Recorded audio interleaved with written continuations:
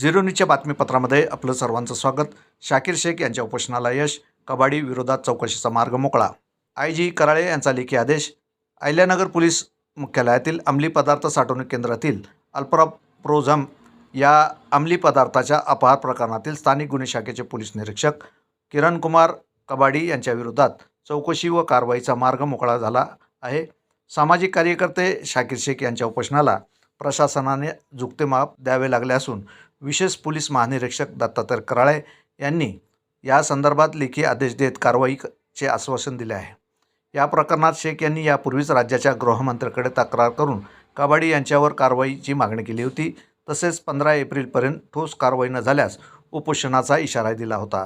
दरम्यान नगरचे पोलीस अधीक्षक यांनी 15 एप्रिल रोजी चौकशी अहवाल विशेष पोलीस महानिरीक्षकाकडे पाठवल्याचे पत्र शेख यांना दिलेले होते.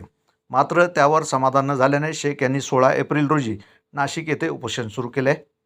या उपोषणाची गंभीर दखल घेत विशेष पोलीस महानिरीक्षक कराळे यांनी शेख यांच्याशी थेट चर्चा करून प्रकरणाची सविस्तर माहिती घेतली. त्यानंतर किरण कुमार कबाडी यांच्या विरोधात चौकशी करून आवश्यक ती कारवाई करण्यात येईल असे लेखी आदेश देण्यात आले. प्रशासनाच्या या आश्वासनानंतर शेख यांनी उपोषण स्थगित केले. मात्र कारवाई न झाल्यास उच्च न्यायालयात दाद मागणार असा इशाराही त्यांनी दिला आहे.